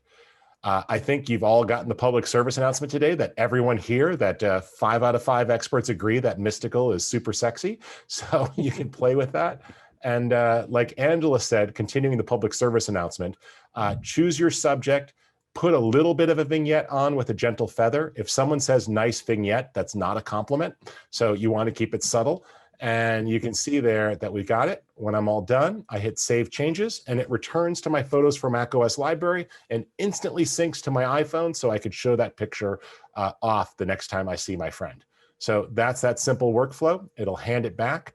And if you ever need to, you can always choose File, Revert to Original, and it's a non-destructive edit. So the Photos for macOS plugin is non-destructive. So to recap, Lightroom, destructive.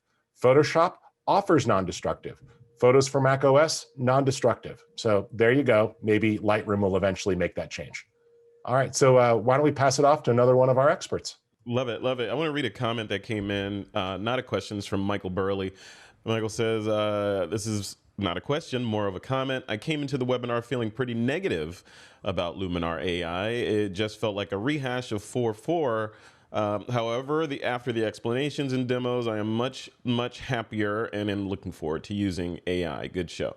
So very good. It's always good to get some positive comments. We always look at all the questions and the issues during these webinars, but it's good to pepper it in with, there's a lot of people that are positive. You just don't say anything in there. So very cool.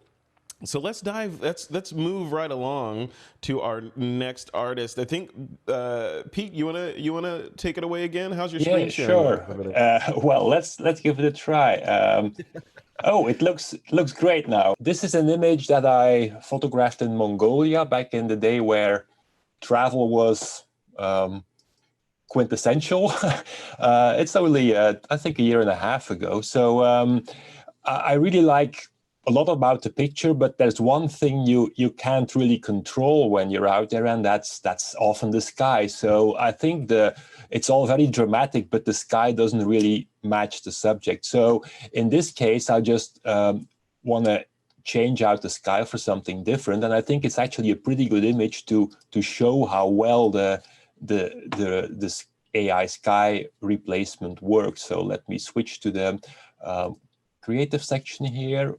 AI sky, and I'm gonna try, I need something to match, obviously, so I'm gonna go for one of the dramatic options, and I'll choose dramatic sky 4, and you see this, I think this works a lot better with the entire scene. So, and look at how well it works on this fine detail here, and the bird and everything, the eagle. It just, I'm always surprised at how great a job it does in these cases. Now, there's one thing I want to point people to as a potential pitfall, because Luminar does a great job of putting in a new sky, but sometimes you have to watch at one thing. Like, for example, here in this case, you see that I have a sharp subject, I have a unsharp mountain range, and then all of a sudden my sky is sharper again, and obviously that's a dead giveaway that I've been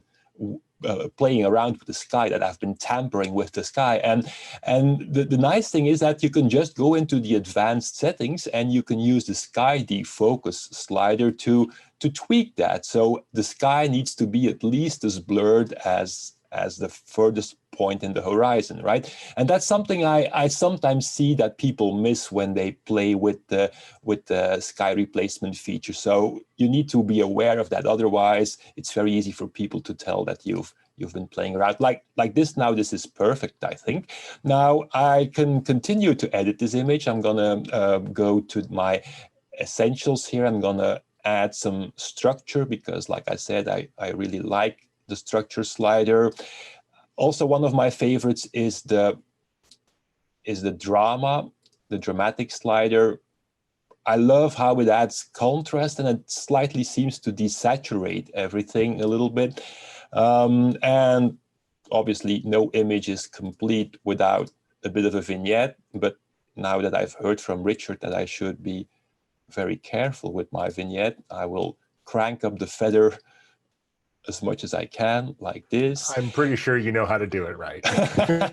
All right, and that's another one of my favorite tools. Like I said, I like to use Flash, but this is actually an available light image, and as a result, the face of my eagle hunter is a little bit underexposed. And I know in other software like Photoshop or Lightroom, I would have to take a brush or a radial filter and paint in that face. But one of the things I love about the portrait tool is that it discovers faces even when they're tucked in a big, fur coat with a big fur hat on, and this face is like 5% of the overall image probably. And still, I can go into the face here and I can just use the face light slider to automatically find the face and light it. And that just that just blows my mind that Luminar is capable of finding that person's face here in the middle of all this stuff. So, and then to finish this off, I'll probably go into my LUTs, so in the mood section, and kind of like this one here, but that's a bit too much maybe. And then just to show off one final feature of Luminar that often gets overlooked, I think, is that now that is for people who use it as a standalone application, so as an alternative to Lightroom, that is that I have a similar image over here. So rather than me doing everything all over again, I can just copy the settings, and there's actually a shortcut, Command-C on Mac, Control-C on Windows, and I can select that other image, and I can do Command-V or Control-V, and it'll apply exactly the same edits. Now, it's still, that wasn't Luminar, that was just my processor trying to catch up. And as you can see, it did the exact same edit on this image, put in the exact same sky defocus, same color grading and everything. And whether that's one image or it's 50 other images, it'll do that for you. And that's what I love about, software like this, that it just takes out all the tedious, repetitive, monotonous work, and it lets you be creative. Anyway, so that's my example for this round. Hey, Richard, Scott Fenton says, are there features in Luminar that are, or Luminar AI that are not in Luminar 4 or vice versa? He's wondering if he needs to bounce between them or not. You addressed this a little bit before, but it's worth rehashing. Sure. So Luminar AI was a reimagined application from the ground up. And if you're a longtime Luminar user, you might notice that things like layers and luminosity masks aren't there, as well as things like the adjustable gradient and a few other things shifted so that we use the local masking tool. So it behaves a little bit differently. Other than that, very similar with many more things in Luminar AI. I did also want to point out, though, that you can use Luminar AI with Aurora HDR, and we do sell those two together. And Aurora HDR does offer the ability to use layers, to add in image layers, to use blending modes, to use luminosity masks, and to do other advanced things like merge multiple photos together. So if you are an advanced user and you want another companion tool that works well, you can use Aurora HDR and easily hand things back and forth between those two applications and get things done. So hopefully that makes sense to everybody, and you can take a look at that workflow. We do have a video and some other materials about Aurora HDR on our website, so you can learn about it, and I think that'll make sense. Are there other questions, Frederick, that we have not addressed? Otherwise, I want to make sure that all of our guests get a chance to do their demos, and then I'll close it out at the end. No, I think we should press on with demos, and because we've got 15 minutes left. So let's, Michelle, you wanna take us away for one? Yes. Look? So I thought, why not do a good old black and white? We haven't done black and white since the beginning. So I've got this nice picture, and once again, it's highly contrasted. And if you are like me, maybe I'm often on location and I work with available light. And, I didn't have the choice for this photo shoot, and it was outdoors and it was like noon. So it was the worst time ever. Until I managed to get this picture, which I really like. And, highly contrasted pictures look really nice in black and white. So this is what I went for this image. So once again, I went into the templates, and it is suggesting me a blockbuster collection. And I have this film noir right here. And I really like this effect right away. So I will start with this. And even if I was in a hurry or I didn't want to spend time in front of the computer, I could just click on this and export it, and it would be done, and it would look really nice. But I like to work, to play with my images. So I'll go once again into the edit panel. I will just get rid of this right here. And I will go once again into structure, because I feel like this template already had structure, but I want to enhance it even more. So I will add this. Let me look at my notes. And then what's really interesting is, as Pete said, I really do love the face light feature. This tool is amazing, and it recognizes faces from every angle when it's hidden behind other shoulders or people. If there are 10 people in your image, it's going to recognize the 10 faces. It's really, really nice. And even though I want a highly contrasted look, I still want to get to recover a little bit of her all the intensity in her expression. So I will add a little bit of face light, maybe a little more. And basically, I don't have much to do with this image dramatic. I really do love it.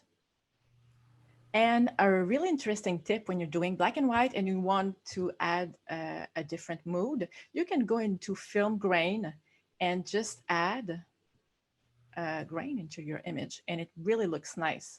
And it adds like this kind of texture into your image. And you can play with the roughness and the size of the grains to make it look like kind of vintage. And just like that, I will show you. This is the raw file, and this is after. So it's really intense and highly contrasted. And I felt like this was complementing very well this action picture. So that's what I had to share for this image. Very cool. Very cool. Thank you. Thank you for sharing that. So much to learn with this app, Rich. I want to reiterate that at manual.skyloom.com is the URL to go to check out that online manual. I would encourage folks to just marinate in that a little bit and kind of step through it to better understand the philosophy behind the software. And with that, Rich, before we move on with another demo, I want to talk about templates and the philosophy behind those. Sure. Maybe you could sort of highlight that, because they're not just presets, right? They're not just Sure. sliders that are pre-positioned. Can you talk to that a little bit? Yeah, the idea with templates is that it's meant to be a jump start to your editing. And so in a traditional program, you could have thousands of presets and it can be very overwhelming. So our templates are designed by professionals, and what happens is it will analyze the image and then make a suggestion. And so the for this photo section scanned the content of that and made a recommendation. So I'll go to a folder here that has different types of images, and I'll just show you how that works. So depending upon the image, it's going to make different suggestions. And so as I go between images, it scans. Now, you may have noticed that the little upper corner here, when it's scanning or processing or decoding the raw file, that moves. So now you could tell when Luminar is thinking. So that little upper corner indicator there is the I'm thinking icon. It's much sexier than a spinning beach ball, and it lets you know that something is happening under the hood. So when you choose one of these, it's trying to recognize the content, and it might suggest 2 or 3 categories depending upon what you've chosen. And so it's able to notice, and in this case, it thinks that Filmatic for old school film is going to be better. Now, when you apply, you can go ahead and with one slider, adjust the intensity of that to dial it in. Or if you find that you like something, it's great. And so it's just designed to speed things up. And so you always go back and you could use that for this photo section to help you understand. Holding down the shift key or using a trackpad, I could scroll through here. There will be arrows as well, but everything is meant to be able to be edited. So if you apply something, you go, oh, I love that, but, well, that's why it's a template. So under the edit menu here, I could say, I love that, but I don't want as much flare on her face there. So I'll just come in and there's the texture. And I'll say, let's add a little radial mask. And what I want to do is just draw over her face like so, and just get a nice gentle transition so that that cool overlay doesn't apply on the face. So there I was able to use that texture, and maybe I want a little stronger on the background. I'm free, of course, and I could see everything that was used. So instead of having to know which tools to use, the dots next to the tools are what's in the template. So it's guiding you to find the right tool. And that's really fast and really simple. And then as you start to dial these in, Pete showed this before, that ability to copy and paste or to select multiple pictures that would match that style that you want. You could then right click and say sync adjustments.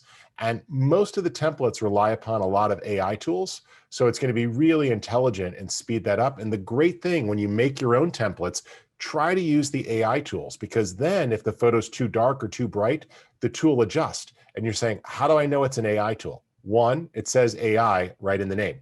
Two, if there was any hint, the AI tools here have this little color and the non-AI tools are gray. So if you didn't notice that, there's a little bit more pop to the AI tools, and we're guiding you to use those a bit more because they're going to get the job done a little bit easier. Okay, let me get out of the way because I know everyone loves a good Jim Nix demo. I want to let Jim get his slot in. I think then we got everybody to get their 2 rounds, right? Jim, you wanna take us away? Show us some magic. Wonderful. So once again, I'm in a template, and this photo, it didn't actually suggest the sunset collection. It suggested some other landscape templates, but you don't have to choose a selection. You could put a portrait template on a landscape if you wanted to. In this case, I'm going to go with impact because I really like how it pops the colors. But of course, I want to edit further. So I'm going to click over there, and I'm going to get on the Essentials tab. First thing for me is Composition AI. And as other panelists have shown, it does some really good job of making suggestions for you. And I'm going to do that. And while I'm at it, I'm going to straighten that a little bit and just go ahead and hit enter and be done with that and ready to go. Now, as you can see, Structure AI has got the little dot by it, which means it's been used. And personally, I like my structure only in very specific places. And one of them is not the sky. So this template actually includes structure. As you can see, I'm just going to actually reset that to 0 and take the structure out of the template. And another nice thing I like is that you can take the template, as Rich said, as a starting point and then go customize, which is what I'm doing here. So now that I've done that, I really like the photo, but there's a couple things I want to do. And the way I look at photos like this is there's the foreground and there's the sky, and they're separate things. And so this is where local masking really comes in handy for me. So I'm going to click on local mask and add, and I'm going to add a basic local mask. And this one, I'm looking at the foreground. I want to brighten it a little bit, and I want to add back a little bit of that structure. So I'm going to pop the exposure slider just a little bit, and I got to look at my notes to see how much I did. Something, again, I'm kind of looking at just the foreground. So if you're like, hey, Jim, the sky's getting too bright, it is, but we're going to fix that when we apply the mask. Alternatively, you can apply the mask first and then do the adjustments. I just tend to do it this way, but it doesn't matter. I'm also going to warm up the sand a little bit because I like that warm glow of that setting sun. And here's where I'm going to add my structure. So I'm going to pop that a little bit. And now that I've got that, I'm going to go ahead and get my gradient mask and just drag this here kind of on the bottom of the photo. And you can see how that will come in. And there you go. Somebody else mentioned if you hit the / key, you can see where your mask is. Anyway, I'm happy with that. I think that looks pretty good. And just like before, you can now adjust these further if you'd like to. Maybe I want to go a little brighter on the exposure. Maybe not that much, but maybe a little bit more than I had. So maybe close to 1 or something. And of course, I can adjust structure if I'd like to as well. All I'm trying to do is get a little bit more pop in that foreground, as I feel like it gives you a little bit of a lead into the photo. But now that I want to use another mask on other parts of the photo, I'm actually going to copy this mask. And just as I think it was Nicole that did this earlier, I'm going to add another basic local mask. This time I'm going to paste the mask, but of course I want it to be the opposite. So I'm going to hit invert. And now that if I hit that / key, you can see that I'm kind of focused on the top of the photo in this local mask. And so in this case, once again, I'm going to brighten the exposure, but I only want to brighten it a little bit because it is the source of light. So I don't want to make it too bright, but maybe pull that up just a little bit, which is why local masks are so great. You can brighten it in certain areas to certain amounts, like I did on the first basic mask, and then brighten it in other areas at different amounts on the second one. And a tiny bit of contrast maybe. And I'm going to pull the highlights down just a tiny bit, maybe pull up the shadows a tiny bit. And here I'm going to take the structure down. And this is something I just like to do. I love to reduce the structure in skies because it just softens them up so nicely. I just think that looks great. And because it is a sunset, a tiny bit of warmth. And that's really an edited image. I mean, we're talking, if I wasn't sitting here talking, that would have been, 2 or 3 minutes or something. But if you look at the before image and the after image, and if you do the sliding window, you can see I really pop the sunset. I brighten that foreground, create a little bit more contrast between, especially this person in the, that's closest to me, and his shadow really pops, which I like a lot. And all told, that was a couple of minutes of work. using a template and a couple of local masks. Quick, easy, and that's really it, Frederick. I'm loving these things about Luminar AI. Before we continue, I want to give Angela a chance to chat on this a little bit. I'm hoping I can put her on the spot and ask about.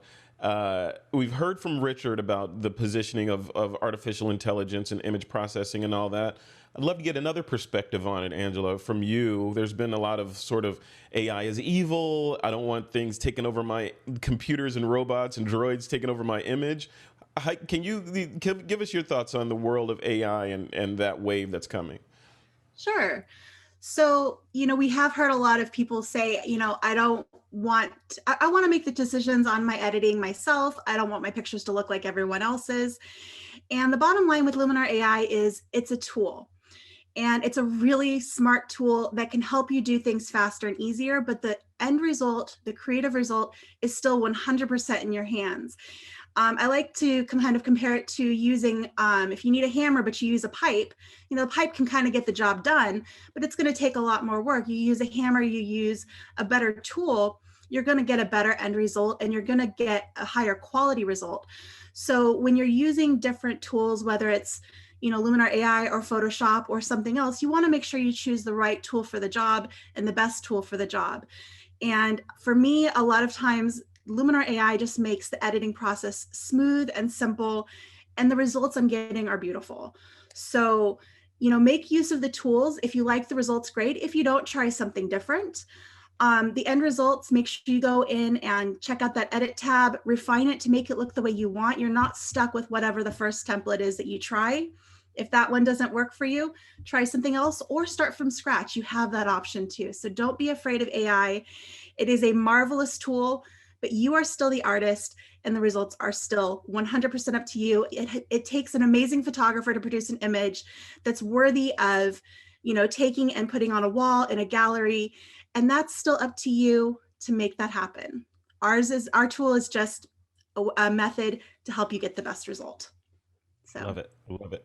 Cool. Yeah. Nicole, golf clap. Yeah, exactly.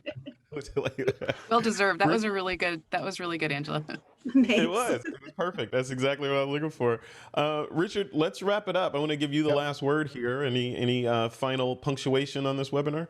Sure. A couple quick things. First off, Angela, unlike everyone else who now gets to go mentally rest, Angela has a daily show that she and Vinelli puts on called Coffee Break 5 days a week, and they're doing additional Q&A. So is today's coffee break on YouTube or Facebook, Angela? Both. So at 11 a.m. Pacific, we're doing coffee break on the Luminar AI Insiders, which is over Zoom. So we'll be face-to-face and be able to answer questions. At 2 p.m. Pacific, we'll be on YouTube. So that one's a little bit shorter show because I'm just sitting there filtering through the comments there that come in, answering your questions there as well. And yeah, so 2 more shows today. Yes. So we're not going to put Angela on the spot for a demo because she's got to give lots more demos later today and show off her workflow. But she's there along with Vinelli to answer questions, and that's a daily thing. And she brought up there the Insiders community, which I encourage you guys to take a look at because you could actually join that. There's a live component where you can open up your mic and camera and talk through and ask questions. So just to bring us home, Luminar AI is now shipping. If you had any problems finding it, just go to skylum.com/support and there's a giant download button. You can also open up a support ticket. All the stuff we showed you today is available. There's lots of info. So Accent AI, Structure AI, wonderful tools for fixing exposure, contrast, detail, color. Face AI, Skin AI, and Iris AI. Just take perfect control, get wonderful looking natural skin, beautiful eyes, whiten the teeth with a focus on natural beauty and a light hand. And all of these just take seconds. Body AI could gently compensate for unwanted or unflattering camera angles, baggy clothing, or other things that need slight tweaks. And it works in both directions to add or subtract. And Atmosphere AI, which analyzes the image and creates a 3D depth map so you can control and add environmental haze, and it intelligently wraps around objects in the scene. So coming in 2021 as free updates, there's other features, but we've already announced 2 of them. Sky AI 2.0, which can handle the reflections in the water, and it actually adds ripples and displacement and color mapping. Look how incredible it is. People say, why can't you freely drag the skies around and move them and reposition them? Well, if you did that, you would never be able to get these perfect reflections. We actually map this in 3D depth, position the skies, flip them, rotate them, align them with the horizon, scale them, match them, blend them. Trust me, you don't just want to free drag this around. It doesn't look real. It looks like you just hacked it together with a basic tool. So it's also going to have bokeh AI, which will allow you to adjust the depth of field. Both of those will be free updates, and we continue to ship updates. They add both features, more raw formats, etc. So that'll address it. For those of you using an unsupported raw format, download that DNG converter tool that we mentioned. It's also covered in the help menu. Speaking of those resources, I'll leave up for 48 hours this free download, 12 packs of LUTs, almost 200 new color styles for the mood tool, so you can play with those. These are from my personal collection. These are not from Skylum, so I'm just sharing these to you as a thank you for coming today, and keep the positivity flowing. A great pack of skies and 2 packs of textures. So almost a gigabyte of free downloads. Just click on that link, bit.ly AI bonus, and choose the download option and save it to your local computer. That's bit.ly/AI bonus. Okay. So I hope you like that. And we mentioned those FAQ videos. We've got 15 of these up there for a lot of the FAQs we addressed today. So do me a favor. When you see people saying, Luminar doesn't do this, it doesn't work as a Lightroom plugin, or it can't do this, and you know it can, please just share one of these videos with people. They're short and to the point, and it'll help get the answers out there so that we could focus on making great pictures and not having silly arguments. Okay? And if you've not done so, please head over and check out the user manual, manual.skylum.com. There's about 40 videos embedded in there, including some great tutorials from Nicole, and others are going to be coming soon. And you can also check out insiders.skylum.com, and you can join our insiders community, where there's tons of great resources, articles, inspiration, and photo sharing, and wonderful ways to connect. So I just want to thank all of the panelists. Frederick, you did a great job of keeping this train moving for 2 hours and getting all those questions in. And I really appreciate all the great artists coming out today and sharing their workflows, as well as the members from our support team here that are live human beings. You know, our support team are real people. So make sure you guys reach out through support, and remember there's real people on the other end. They've been in here and on the YouTube chat answering questions and trying to help out. So we really appreciate that. We hope you guys got a lot of great ideas. Join us over on Insiders, and keep sharing your best photos and sharing the love. And, you know, we're going to keep making Luminar AI better with each version. Your feedback is important. And I hope you guys see that we've taken that really to heart to try to make a kick-ass product. Absolutely. And just before we close this off, I think, you know, I'm an outsider to Skylum, but I get a chance to kind of peek behind the curtain a little bit from time to time with some of the projects I'm working on. So I see that the folks work insanely hard on this software. They don't have clocks. You know, they're working all hours of the night, the day, whatever, to make this stuff amazing for us. And I think that, you know, marching to this week has been a rewarding and excruciating process for them, and the fruits of their labor is now being borne out by how people are loving the software. So a small round of applause for the team at Skylum that put this together, you know, and that are, you know, hopefully going to rest a little bit over the holidays. We'll see. We'll see. So with that, lots of people are asking if there's going to be a replay available for this thing, for this webinar. There will be. Richard, do you know where the replay is going to be located and when it's coming out? So we'll leave the YouTube video live for a little while. Doug, just leave that live until the real video comes out. But we do record this, and we cut out any of the mistakes and the chit chat at the beginning, so it starts cleanly. So that cleaned up version will be released in about 24 hours, but we'll leave the YouTube link live.